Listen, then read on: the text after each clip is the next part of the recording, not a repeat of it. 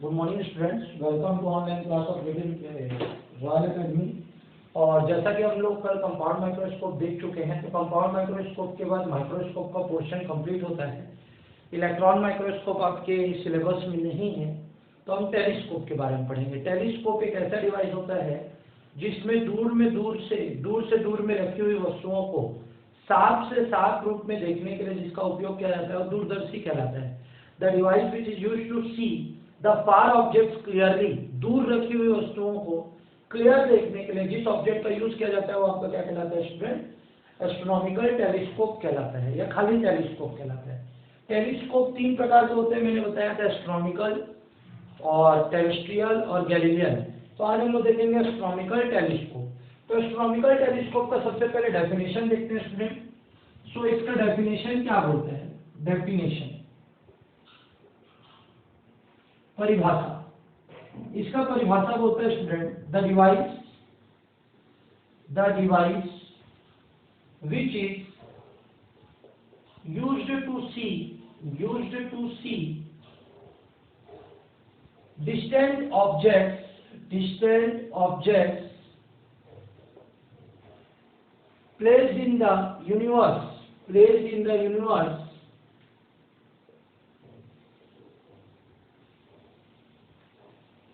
clearly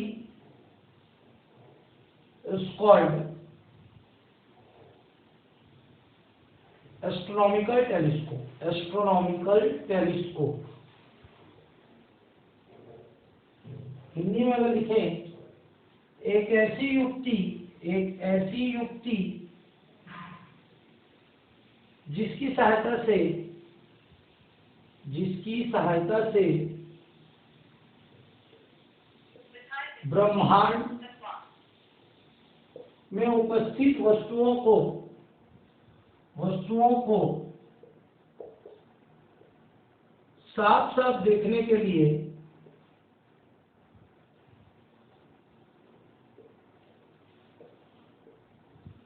उपयोग किया जाता है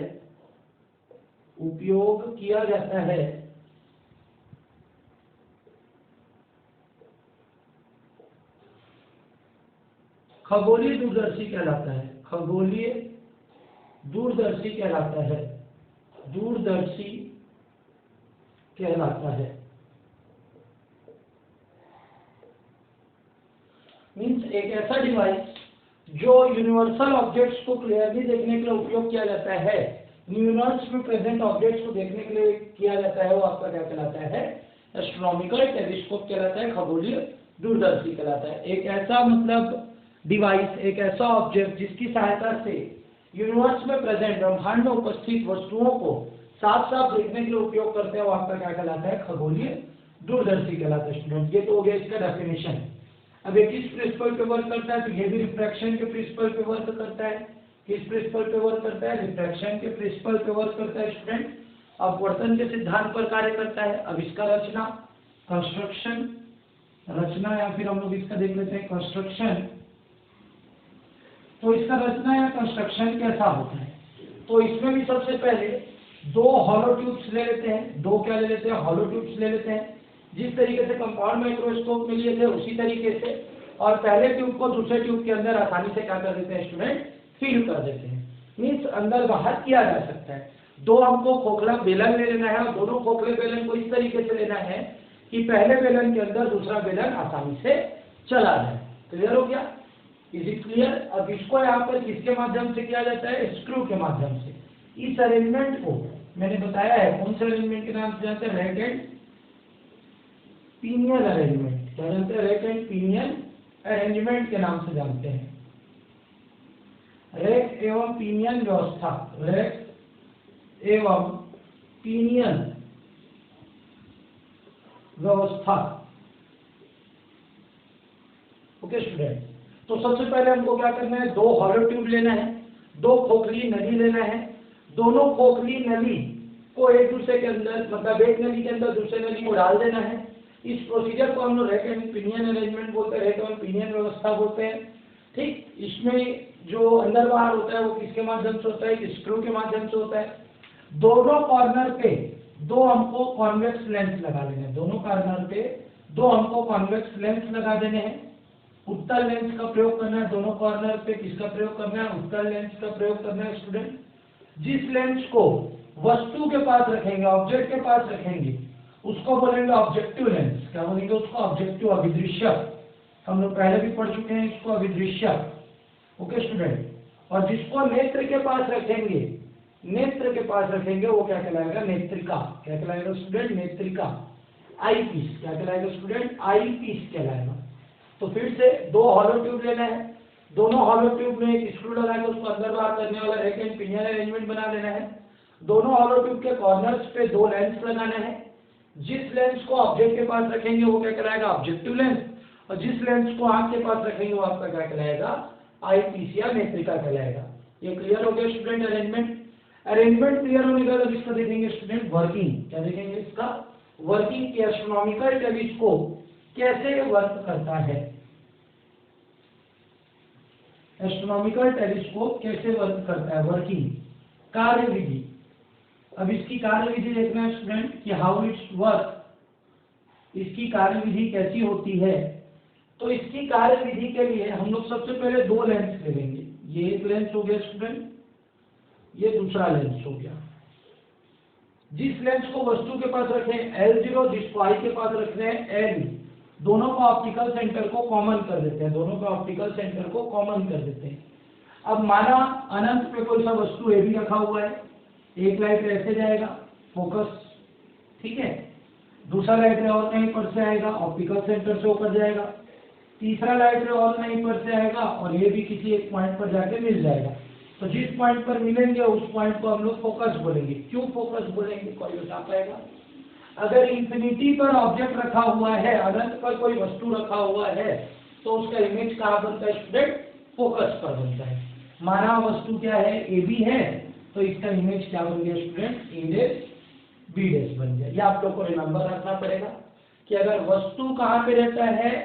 अनंत पर, वस्तु इंफिनिटी पर है, तो इमेज कहाँ बनेगा स्टूडेंट? फोकस पर। इमेज कहाँ बनेगा स्टूडेंट? फोकस पर बनेगा।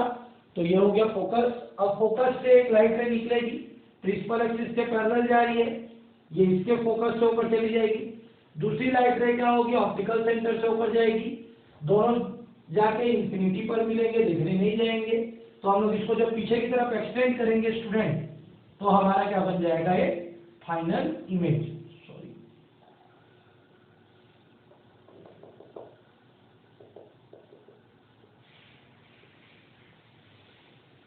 ये इमेज बन गया student A double dash B double dash बन गया स्टूडेंट। क्या बन गया? A double dash B double dash. Okay student.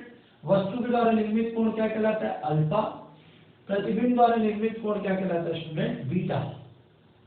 Clear है? वस्तु द्वारा निर्मित कोण अल्फा, प्रतिबिंब द्वारा निर्मित कोण बीटा।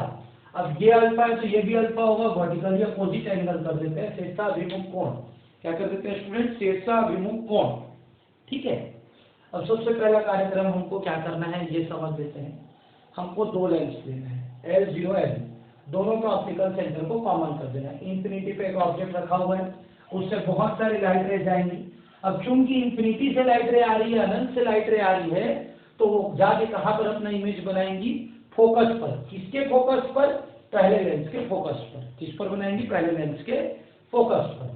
फिर जो फोकस पर इमेज बन रहा है पहले लेंस के लिए, प्रतिबिंब बन रहा है पहले लेंस के लिए, वो दूसरे लेंस के लिए किसकी भांति कार्य करेगा? वस्तु की भांति कार्य करेगा।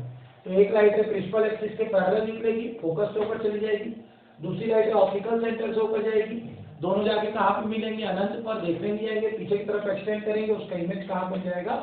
ए double dash B double dash पर। क्लियर है स्टूडेंट? यहाँ पर तक किसी कोई डाउट नहीं है? Very good. अब इसके आगे हम लोगों को कार्यक्रम जो रहेगा वो आपको क्या करना है?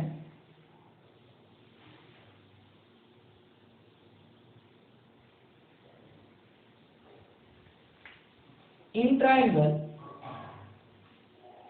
सबसे पहले हम लोग क्या करते हैं? मैग्नीफाइंग पावर, मैग्नीफाइंग पावर, आवर्धन क्षमता, आवर्धन क्षमता बराबर क्या जानते हैं हम लोग? Beta by alpha. m is equal to क्या जानते हैं? Beta by alpha. अब यह लाइन सभी में लिखना है, यदि कोण अत्यधिक छोटे हों, यदि कोण अत्यधिक छोटे हों, if angles are so small, if angles are so small, अगर एंगल बहुत ज्यादा छोटे हो जाए तो क्या हो जाता है, बीटा की वैल्यू लगभग किसके बराबर हो जाती है, tan बीटा, और अल्फा की वैल्यू लगभग किसके बराबर हो जाती है, tan अल्फा। ठीक है, बीटा की वैल्यू लगभग tan अल्फा बीटा और अल्फा की वैल्यू tan अल्फा। ये हो गया tan beta upon tan alpha. Equation number क्या हो गया, ये 1। अब एक ट्रायंगल ले लेते हैं a dash b dash o, a dash b dash o।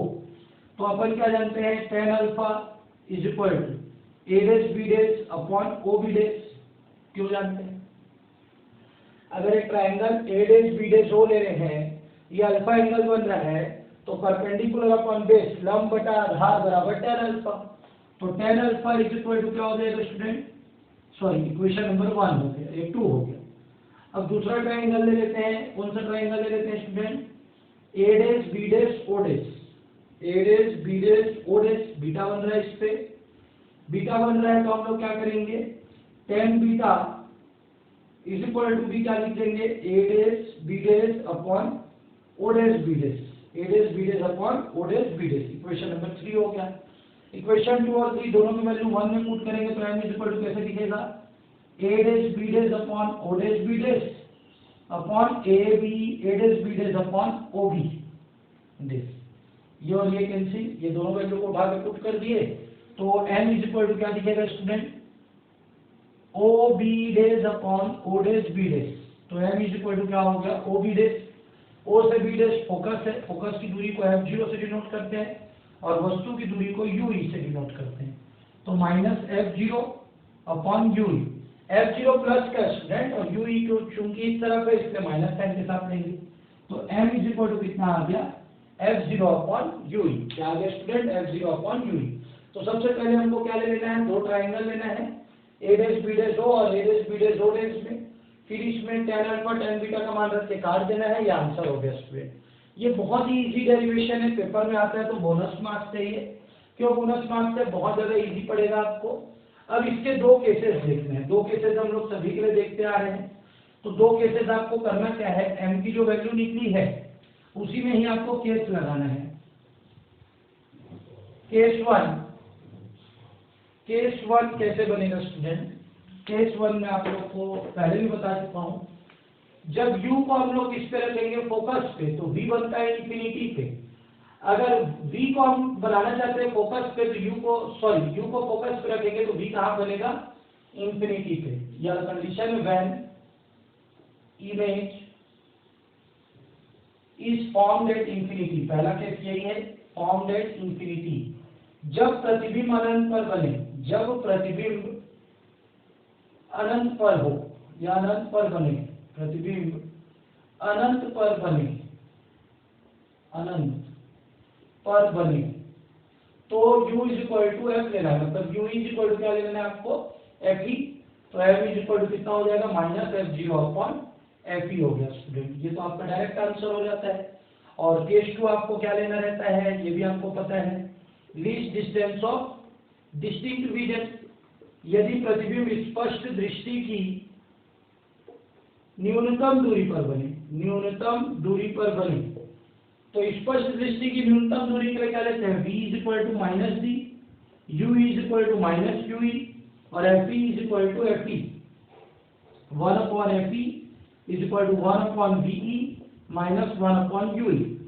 तो यहाँ पे ये अपन जानते हैं, अब इसमें वैल्यू पुट करेंगे 1 अपॉन एफ ई minus 1 upon D plus 1 upon minus minus plus हो गया। पूरे इक्वेशन से हम लोग 1 अपॉन ue की वैल्यू निकाल लेते हैं, इसको ट्रांसफर कर दो, 1 upon F E plus 1 upon D is equal to 1 upon ue। यहाँ 1 अपॉन ue दिख रहा है, तो m is equal to minus f0 बाहर रख दो, 1 upon F E plus 1 upon D, ये हो गया। इसमें डी का डिवाइड करने की जरूरत नहीं है, सिर्फ माइनस वाले की तरह ट्रांसफर करके प्लस बनाना है। 1 अपॉन ue दिख रहा है, माइनस f0 बाहर कर दो, वाली वैल्यू को पुट कर दो। ये हो गया आपका वर्किंग और इसका आंसर स्टूडेंट। होप आप लोगों को एस्ट्रोनॉमिकल टेलीस्कोप आज समझ में आया होगा। एक और चीज स्टूडेंट मैं जो आप लोगों को बताना भूल रहा हूं कि इसमें आपको डायग्राम भी बनाना है दोनों केसेस में। दोनों केसेस के डायग्राम जिनके पास बुक्स होंगे क्लिक करके अपने फ्रेंड्स को सेंड कर देंगे और इसके केसेस के डायग्राम को भी कॉपी में नोट कर लेंगे स्टूडेंट। अब एस्ट्रोनॉमिकल टेलीस्कोप के बाद हमारा सिर्फ इसमें दो टॉपिक रिमेनिंग बचा। एक है टेरेस्ट्रियल टेलीस्कोप, एक है गैलीलियन टेलीस्कोप, जिसको नेक्स्ट क्लास में देखेंगे। हो सकता है दोनों को मैं एक साथ ही बता दूं, उससे पहले एक अगला टॉपिक देख लेते हैं, power of lens. Power of lens क्या होता है स्टूडेंट? लेंस की शक्ति, लेंस की शक्ति। The reciprocal of focal length, the reciprocal of focal length of any lens is called power of lens, is called power of lens. Is it clear? किसी lens के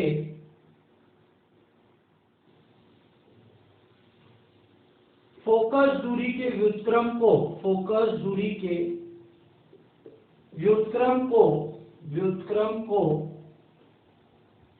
उस लेंस का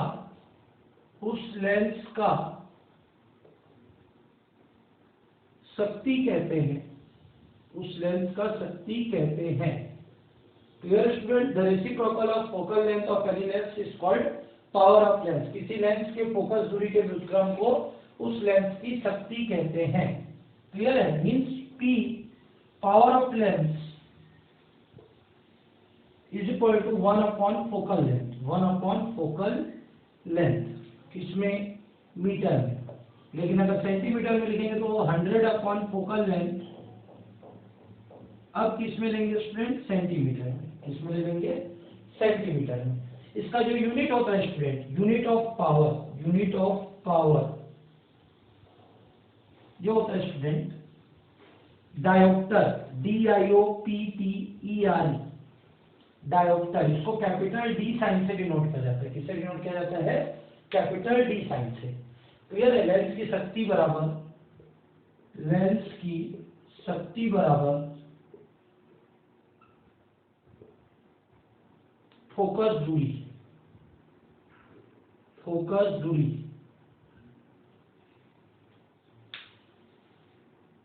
clear है student? अब एक आ जाता है combination of power of lens. इसी में एक छोटा सा टॉपिक है, combination of power of lens. तो combination of power of lens अगर हम लोग देखते हैं स्टूडेंट, तो कॉम्बिनेशन में सिर्फ एक ही चीज आपको याद रखना है। अगर दो लेंस को जोड़ा जाता है तो उसका फोकस डिस्टेंस क्या आता है स्टूडेंट?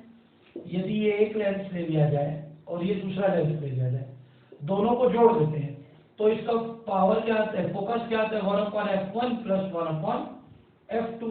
तो माना let power of first lens, power of first lens, पहले लेंस का शक्ति P1 and power of second lens, second lens की शक्ति P2 है। तो ये क्या हो जाएगा? P is equal to P1 plus P2। Means हम क्या जानते हैं? P1 is equal to 1/f1 और P2 इज इक्वल टू क्या जानते हैं? 1/f2। इस तरीके से पावर का जो सम होगा P1 प्लस P2 होगा स्टूडेंट। क्लियर है? तो अगली क्लास में हम लोग देखेंगे टेरेस्ट्रियल टेलीस्कोप और Galilean telescope. Thank you students.